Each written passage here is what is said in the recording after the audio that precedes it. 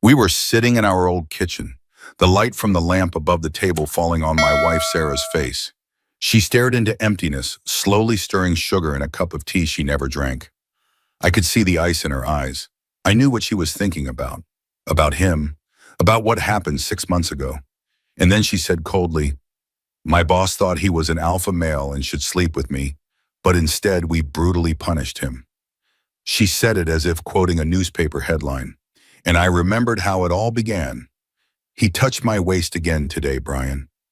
Sarah's voice was steady, but her hands trembled as she gripped the kitchen counter. Not just a casual brush. His fingers pressed in, like he was marking territory.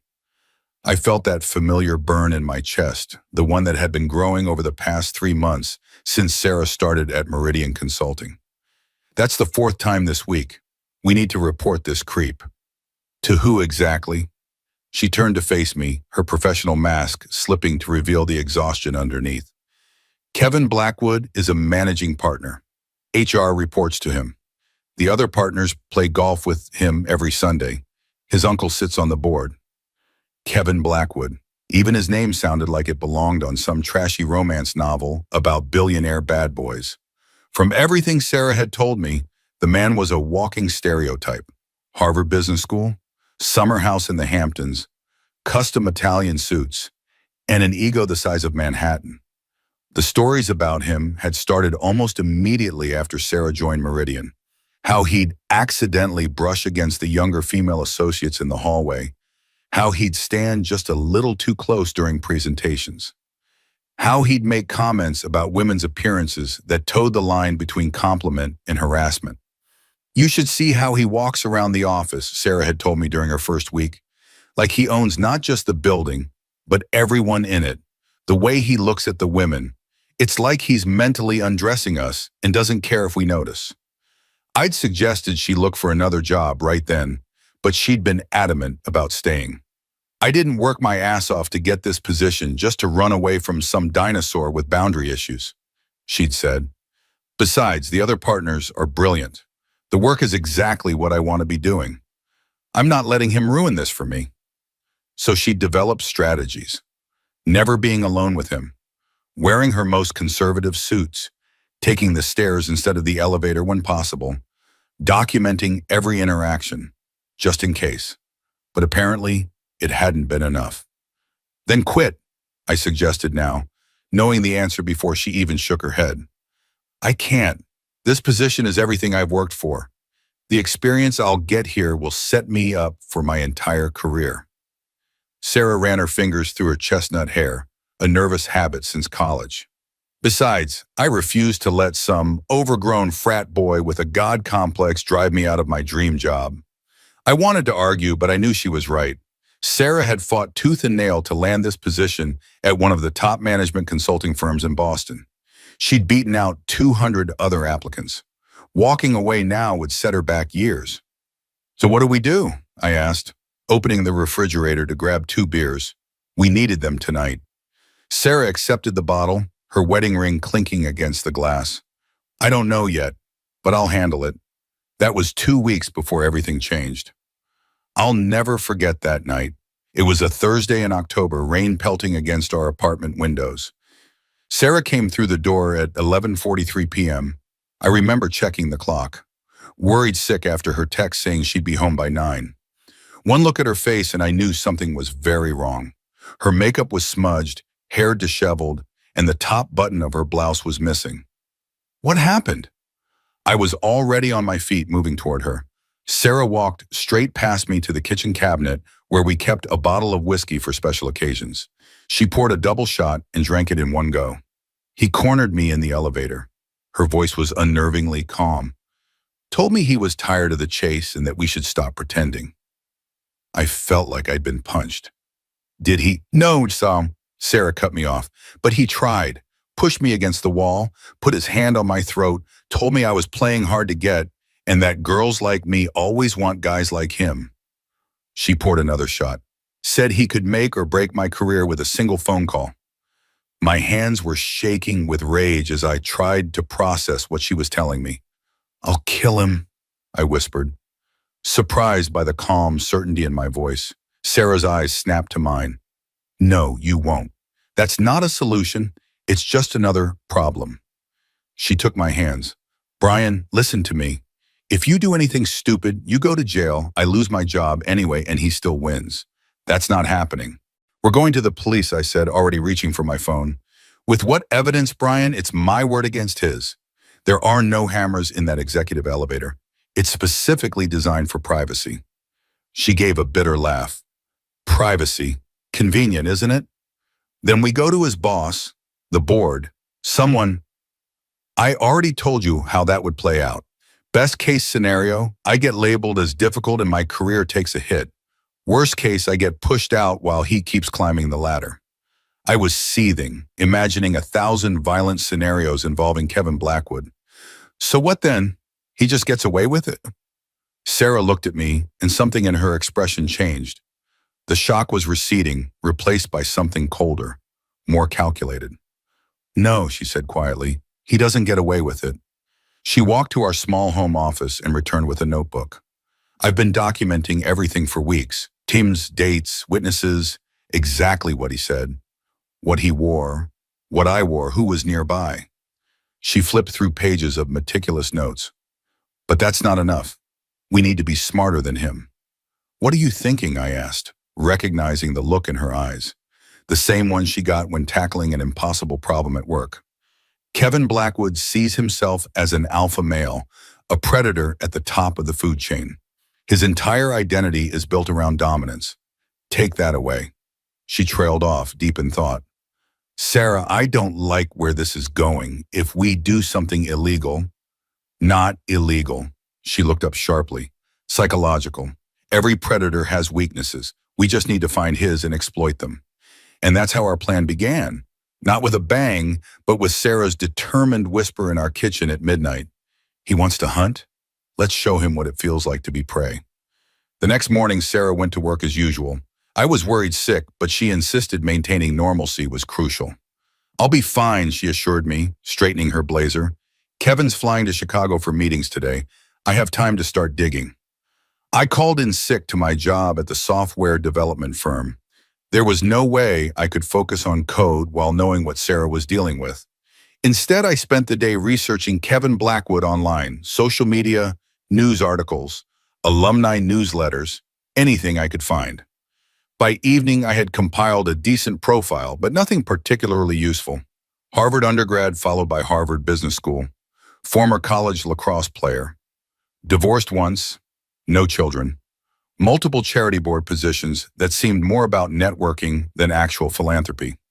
I did find one interesting tidbit, a small paragraph in a 10-year-old alumni magazine mentioning that Blackwood had withdrawn from a wilderness leadership retreat in Arizona after an unfortunate encounter with local wildlife. No details, but it was something. What was more revealing was what I found when I dug deeper into his past. Kevin came from money, old Boston money, but there were hints that his family's fortune had been dwindling by the time he reached college. Several articles mentioned how he'd worked his way through Harvard, which seemed at odds with his privileged background. There was a profile in a business magazine where he talked about proving himself and showing everyone what he was capable of. Reading between the lines, I could see a pattern. Kevin Blackwood was a man desperately trying to maintain the appearance of success and power.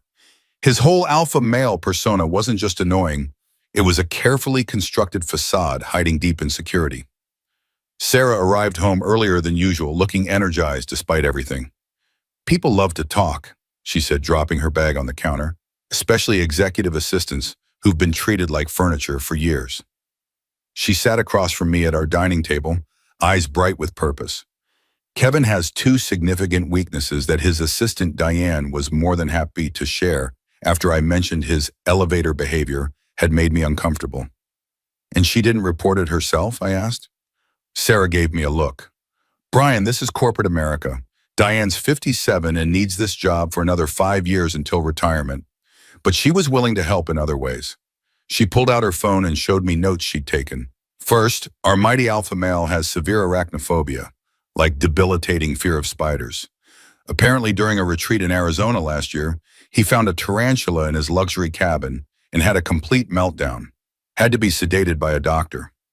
I nodded, connecting this to the alumni magazine mention I'd found.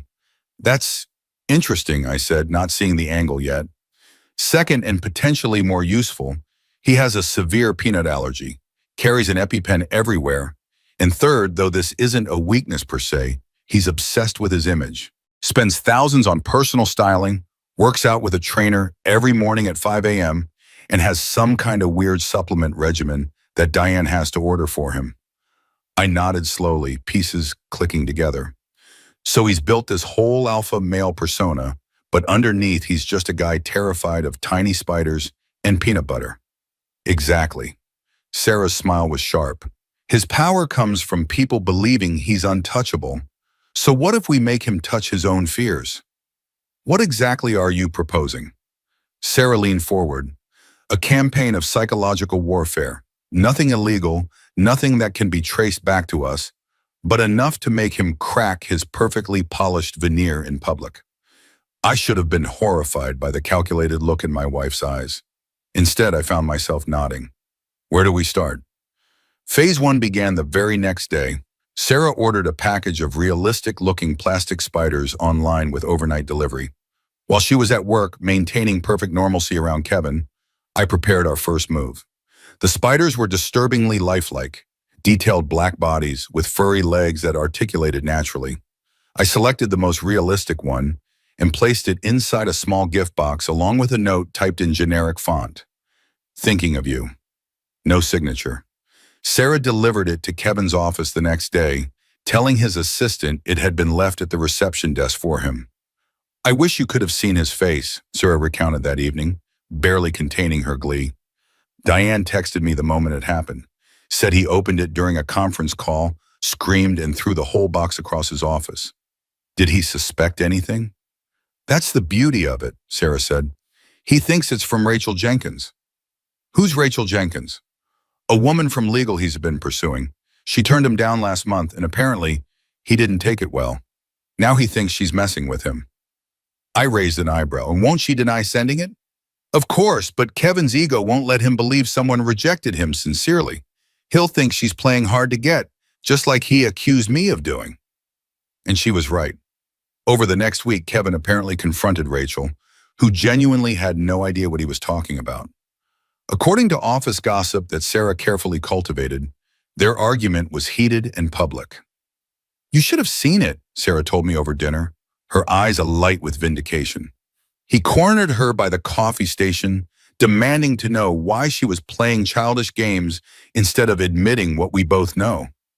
Rachel stood her ground, though, told him she had no idea what he was talking about and that she'd report him if he didn't back off immediately. How did he react? I asked, finding myself oddly invested in this workplace drama. His face went completely red, started sputtering about how she sent him that thing.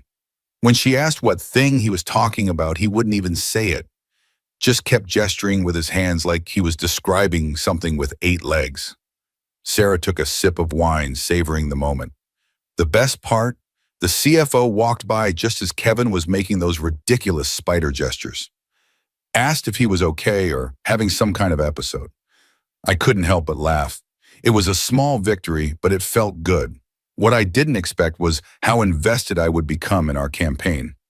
I'd always been the rational one in our relationship, the planner, the voice of caution. But now I found myself lying awake at night, thinking of new ways to torment Kevin Blackwood. What if we created a fake social media profile? I suggested one evening. We could message him anonymously, send him spider pictures or links to articles about arachnophobia. Sarah shook her head. Too risky. Could be traced back to us. Besides, I think we need to escalate things in the real world, not just online. She was right, of course. Phase 2 involved more subtle tactics. I created a fake email account and subscribed Kevin's work email to every arachnid enthusiast newsletter and forum I could find. His inbox would soon be flooded with spider facts, tarantula breeding tips, and close-up photography of exotic 8-legged creatures. Sarah, meanwhile, began strategically mentioning peanuts around him. She brought peanut butter cookies to team meetings, staying well away from Kevin herself, discussed a new Thai restaurant with peanut sauce within his earshot, and even changed her desktop background to a high-resolution image of peanut shells that he glimpsed while walking past her desk. But 2 weeks into our campaign, something unexpected happened. Kevin had scheduled an emergency performance review with Sarah. She called me from the office bathroom, her voice tight with anxiety. "He's changing tactics," she whispered. "He's got me trapped in a corner. If I refuse this meeting, he can claim I'm being insubordinate. If I go—" "You're not going," I said firmly. "We'll figure something out." Sarah took a deep breath. "No, I need to go, but I have an idea. Diane mentioned he has a meeting with the senior partners right after my review. If I can push him just right—" "Sarah, that's too risky. What if—" "Trust me," she cut in. "I know what I'm doing." I paced our apartment for the next 3 hours, phone in hand, waiting for Sarah to call. When she finally did, the relief in her voice was palpable. "It worked," she said triumphantly. "I brought a portfolio with a small compartment at the back. Had one of those plastic spiders tucked away. When he started getting inappropriate, hand on my knee, leaning in too close, I casually opened the portfolio." "And?" I prompted, heart racing. And our brave alpha male nearly jumped out of his skin, knocked over his coffee, ruined his shirt, and had to cancel his partner meeting to go home and change. The best part? His administrative assistant saw the whole thing and definitely noticed there was no actual spider, just him freaking out over nothing. "That's brilliant," I said, relief washing over me. "But won't he suspect you now?" "That's the genius of it." I acted completely confused, asked him what was wrong, even offered to help look for whatever scared him. He was too embarrassed to admit it was a spider that wasn't actually there. Just mumbled something about seeing a bug.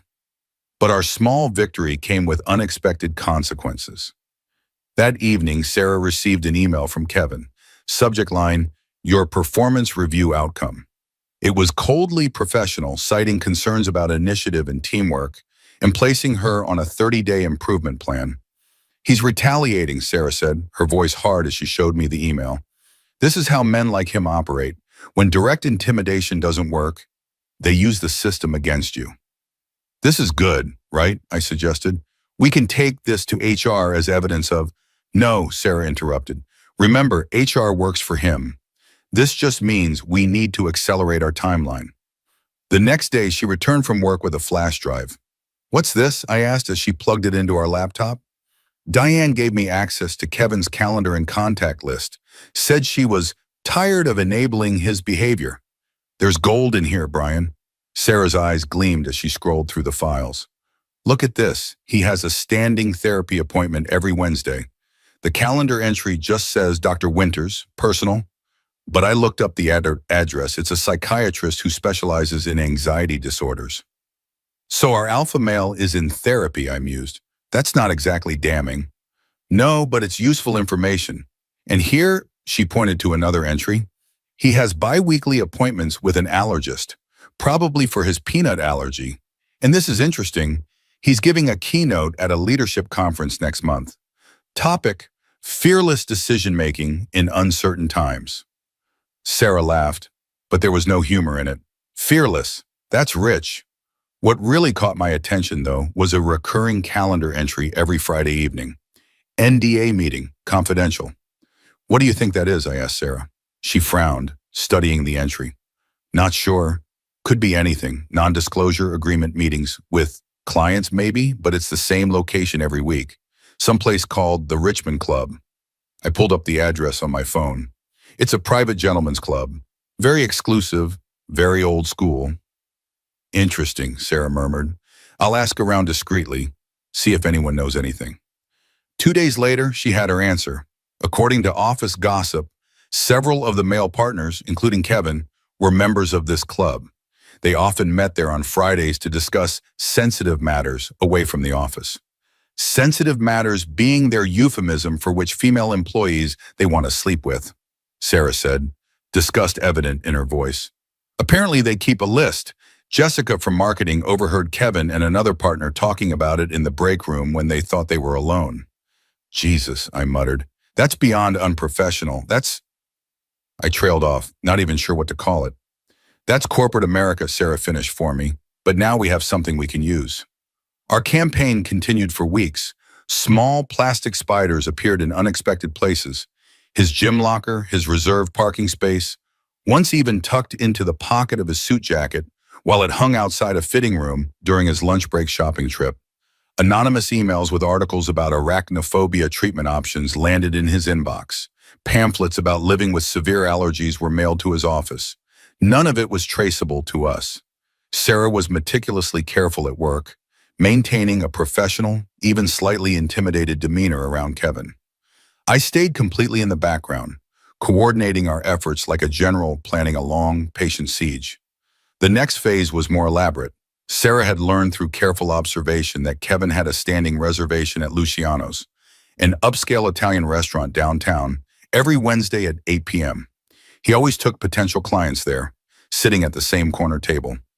I called Luciano's, posing as Kevin's assistant, and explained that Mr. Blackwood had recently developed a severe allergy to peanuts and needed to ensure his table would be clear of any potential contamination.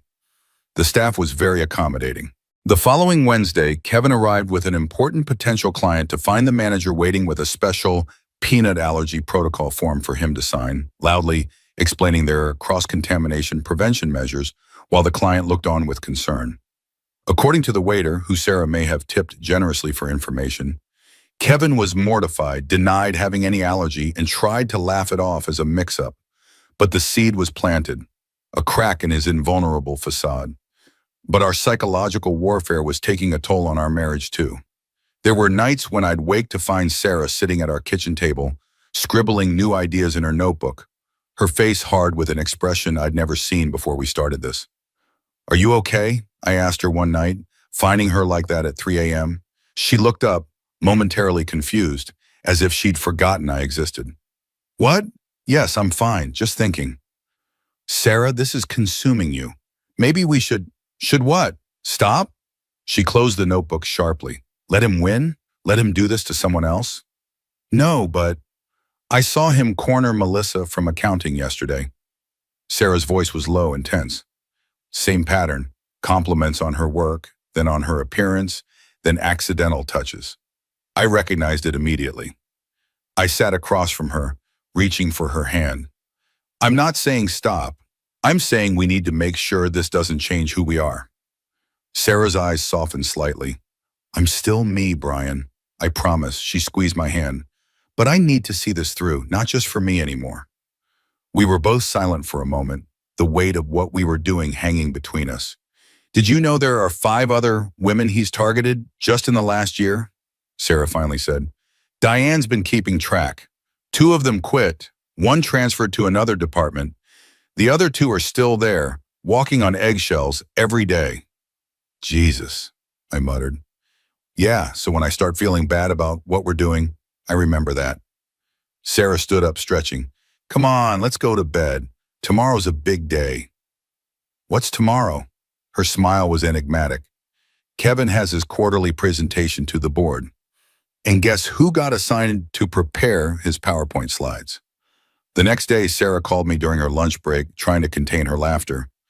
"I embedded a microscopic image of a spider in the corner of every 3rd slide," she whispered. "So small you can barely see it, unless you know it's there."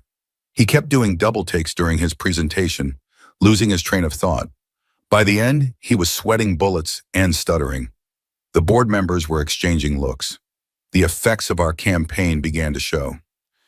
Kevin started looking haggard with dark circles under his eyes. According to office gossip, he'd snapped at partners during meetings, checked his food obsessively at business lunches, and once abruptly left a client dinner when the table next to them ordered pad thai. "He's scanning his office every morning for spiders," Sarah told me one night, almost 6 weeks into our plan. "Diane says he hired an exterminator to sweep his penthouse weekly now. He's sleeping poorly and jumping at shadows."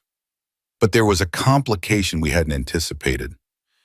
Kevin's erratic behavior had caught the attention of the senior partners. A meeting had been called to discuss his recent performance issues. "They're concerned," Sarah explained, "not about his harassment, they still don't know about that, but about how he's acting with clients. Apparently, the Henderson account is having second thoughts about working with Meridian because of Kevin's behavior during their last call." Isn't that good for us? I asked. The more unstable he looks, the better, Sarah bit her lip. Not if they decide to send him to some luxury rehab for executive burnout and welcome him back with open arms in a few months. We need something public, something undeniable. I should have felt guilty. Instead, I felt a cold satisfaction. Has he backed off from you at least? Sarah's expression darkened. No, if anything, he's doubling down. Yesterday, he suggested we discuss my performance review over dinner this weekend. Said his driver could drop me home after. My fists clenched involuntarily. Then we moved to the final phase. The opportunity came sooner than expected.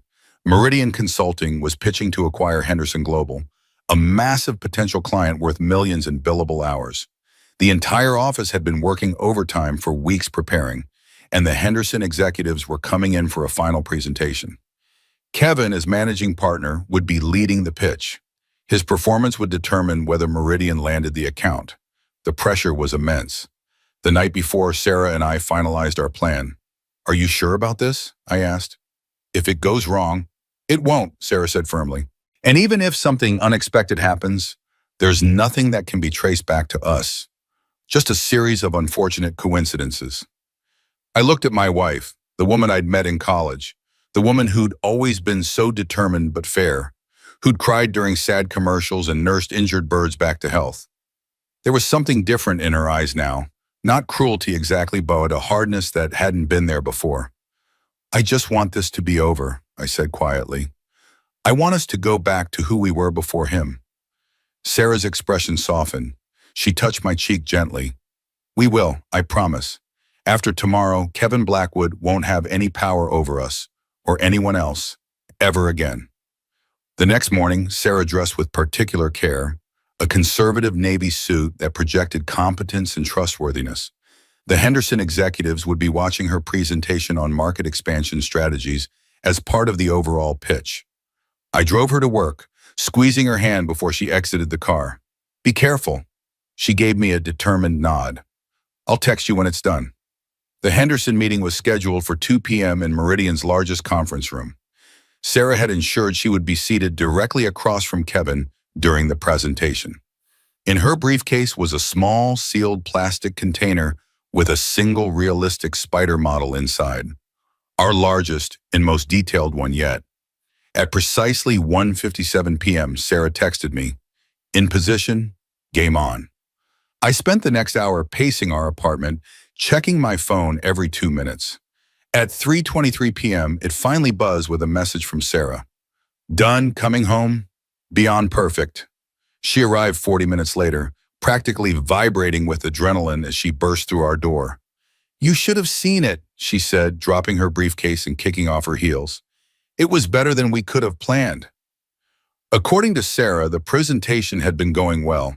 Kevin was in his element, charming the Henderson executives with practiced ease. Then came the moment for Sarah to present her market analysis. As she stood to distribute her handouts, she accidentally knocked over her briefcase. The contents spilled out across the polished conference table, including the small container, which popped open. The realistic spider model landed directly in front of Kevin. He froze, Sarah recounted, eyes wide with the memory, just completely froze mid-sentence. Then he made this strangled sound and actually jumped back, knocking over his chair and spilling his water glass all over the Henderson CEO's lap. But that wasn't the end. In his panic to get away from the perceived spider, Kevin had backed into the refreshment table where an assortment of pastries had been laid out. I swear this part wasn't planned, Sarah continued, but one of the junior associates had brought in those peanut butter brownie things Kevin hates. In his scramble, he knocked the whole tray over, and some of the crumbs must have gotten on him. Kevin, already in the throes of arachnophobia-induced panic, convinced himself he was having an allergic reaction. He frantically pulled out his EpiPen, and before anyone could stop him, jabbed it into his thigh right through his designer pants. The Henderson people were just staring in shock, Sarah said. Here's this supposed master of the universe, this alpha male who's been bragging about his nerves of steel, having a complete meltdown over what turned out to be an obviously fake spider, then stabbing himself with an EpiPen for no reason. The meeting had dissolved into chaos. Kevin was escorted to his office by concerned colleagues while the other partners desperately tried to salvage the presentation. Sarah, playing the concerned team member, had calmly apologized for the disturbance and smoothly continued her portion of the pitch. Henderson's CEO pulled the senior partner aside afterward, Sarah finished. I overheard him saying they had serious concerns about Meridian's leadership stability. They're reconsidering the whole deal. I let out a low whistle. So Kevin not only humiliated himself, but potentially cost the firm millions. Sarah's smile was grim. The partners are furious. There's already talk of an emergency meeting tomorrow morning. Do you think he suspects you? She shook her head. I was the picture of professional concern, even offered to call an ambulance. Besides, as far as everyone's concerned, it was just a toy spider that fell out of my bag. Probably something I bought for my nephew that got mixed in with my work stuff. But later that night, as we were getting ready for bed, Sarah's phone rang. She glanced at it, her face going pale. It's Kevin, she whispered. I froze. Don't answer it. I have to. If I don't, it'll look suspicious. She took a deep breath and put the phone on speaker. Hello? I know it was you. Kevin's voice was slurred, either from alcohol or medication. The spider, the emails, all of it. Sarah's eyes met mine, wide with alarm. Kevin, I don't know what you're talking about. Are you okay? You sound... Don't play dumb, he snapped. You think you're so clever, don't you? You and your loser husband. My blood ran cold. How did he know about me? Kevin, I think you need help, Sarah said calmly. Maybe I should call someone for you, a friend, family member. I don't need help. What I need is for you to admit what you did. I'm hanging up now, Kevin. I think you should get some rest. We can talk at the office tomorrow when you're feeling better. There won't be a tomorrow at the office for you, he growled. You're done. I'm going to make sure of it. The line went dead. Sarah and I stared at each other in stunned silence. How could he know? I finally asked. Sarah shook her head. He doesn't know anything. He's drunk and paranoid. It's just a wild accusation. But she didn't sound convinced. What if he goes to the partners? What if he shows them your call history? The spider in your briefcase. Brian, stop. Sarah took my hands. He has no proof, and after today's meltdown, who's going to believe him? A man who stabbed himself with an EpiPen over a toy spider is now claiming that there's a conspiracy against him. He sounds delusional. She was right, but I still barely slept that night. The next morning, Sarah went to work as usual, though I begged her to call in sick. If I don't show up, it looks like an admission of guilt, she insisted. I need to be there, business as usual. I spent the morning in a state of anxiety, jumping every time my phone buzzed. Finally, at 11:42 a.m., a text from Sarah. You won't believe what just happened. Coming home early will explain everything. When she walked through the door an hour later, her expression wasn't what I expected. Instead of fear or worry, she looked almost bemused. Kevin showed up to the office still drunk from last night, she said, dropping onto our couch. Stormed into the morning partner meeting ranting about how I'd been psychologically torturing him for weeks. And? I asked, heart racing. And he sounded completely unhinged. Started accusing me of planting spiders everywhere, tampering with his food, stalking him, said I was obsessed with him. What did the partners do? Sarah laughed, but there was no humor in it. They called security, but before they could escort him out, he saw Rachel from legal walking past the conference room and started screaming that she was in on it too. Then he accused Diane of giving me information about his weaknesses. Jesus, I breathed. By the time security got him to the elevator, he'd named half the women in the office as being part of some elaborate conspiracy against him. The partners were mortified, especially when he started shouting about how we were all playing hard to get and really wanted him. I sat down heavily. So what happens now? They put him on immediate leave, told him not to come back until he had been evaluated by a psychiatrist. But between you and me, Sarah's expression turned serious. He's done. No coming back from this. Sarah was right. 2 days later, word spread through the office that several women had come forward with their own stories about Kevin. Not just about his harassment, but about his erratic behavior over the past few weeks. Paranoid accusations, mood swings, checking under his desk for spiders. One of the junior associates who'd been friendly with Shra approached her privately. You know, I always thought it was just me, she confided. The way he'd stand too close, the comments about my clothes, the accidental touches. I thought maybe I was overreacting. You weren't, Sir Sarah assured her, and you're not alone. A week later, Sarah returned home with news that exceeded our expectations. Kevin had been placed on temporary leave pending a review of his conduct. The official reason given to staff was health concerns, but the office was buzzing with rumors. It's not just the Henderson disaster, Sarah explained. Once the partners started digging, other complaints surfaced. Turns out I wasn't his only target. 3 women have come forward already, including Rachel from legal. What about the Henderson account? I asked. Sarah's smile was triumphant. I got to lead the follow-up pitch yesterday. They're signing with us, specifically requested that I be their point of contact going forward. 2 weeks later, Kevin's temporary leave became permanent. The official statement cited personal reasons for his departure, but the timing, right after an internal investigation, spoke volumes. In the aftermath, an unexpected thing happened. The women of Meridian Consulting formed an unofficial support network. They met for drinks after work, shared stories, warned each other about other potential Kevins in the industry. Sarah became something of a quiet leader among them, not because she'd taken Kevin down. No one ever knew about our psychological campaign, but because she'd been one of the first to stand her ground. The firm instituted new harassment training and reporting procedures. An anonymous tip line was established. The culture didn't change overnight, but it was a start. As for Kevin Blackwood, rumors circulated that he'd had trouble landing another position in Boston. Some said he had moved to Phoenix or Dallas, taking a significant step down from managing partner. Others claimed he'd had some kind of breakdown and was in treatment. Whatever the truth, he was gone from our lives. But there was one more unexpected twist. About 3 months after Kevin's departure, Sarah received a handwritten letter at the office. It was from Diane, Kevin's former assistant. I didn't say anything before, Sarah read aloud from the letter, but I knew what you were doing. I saw you plant that spider model in your briefcase the day of the Henderson meeting. I could have said something, but I didn't. For 15 years, I watched him destroy women's careers, make them doubt themselves, drive them away. I kept my head down because I needed the job. Maybe that makes me a coward. But I want you to know what you did wasn't wrong. Sometimes the system doesn't work, and we have to create our own justice. I've retired now, moved to be closer to my grandkids.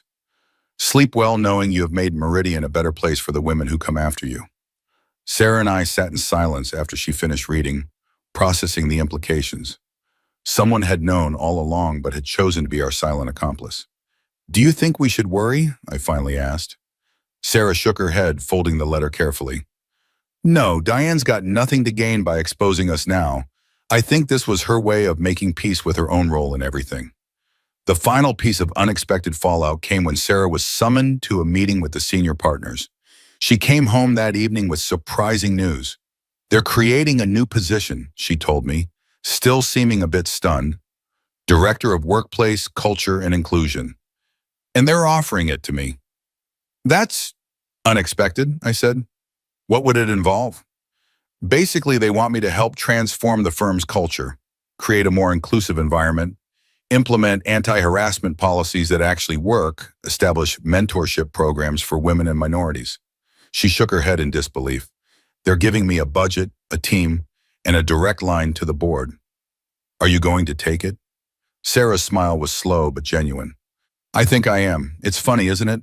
All this started because I refused to let Kevin Blackwood drive me out of my dream job. And now I have the power to make sure no one else has to go through what I did. On the 6-month anniversary of the day Kevin left Meridian for good, Sarah came home with champagne and Chinese takeout, a tradition from our early dating days. To justice, she said, raising her glass, however unconventional. We ate and drank, and for the first time in months, neither of us mentioned Kevin's name. It felt like we'd finally closed that chapter. Later, sitting in our kitchen with the lamplight falling on Sarah's face as she stirred her tea, I watched her expression grow distant. What are you thinking about? I asked softly. I'm thinking about how easy it was, she said. how vulnerable he actually was once we found the cracks in his armor. Do you regret any of it? I asked quietly. She considered the question, her expression thoughtful. I regret that it was necessary. I regret that 4 women had to experience his harassment before something was done. But do I regret taking him down? She shook her head firmly, nodded for my steward to renter across the table and took her hand. You know, for what it's worth, you're the real alpha in this story. That finally broke her serious expression, a genuine smile spreading across her face. Maybe, but I prefer to think of us as a team. The perfect predators, I joked. No, Sarah corrected me, squeezing my hand. Just prey that finally decided to bite back. Outside, rain began to fall, drumming against our windows, the same sound from that night months ago when everything started. But this time, instead of plotting revenge, we simply sat together in comfortable silence. 2 ordinary people who had faced a monster and won. Not with violence or scandal, but with something more devastating. We had stripped away the mask he hid behind and revealed the scared, pathetic man underneath for everyone to see. In a world where reputation and image were everything, that was the cruelest punishment we could have inflicted. And as Sarah finally took a sip of her long cold tea, I knew we'd both sleep soundly tonight.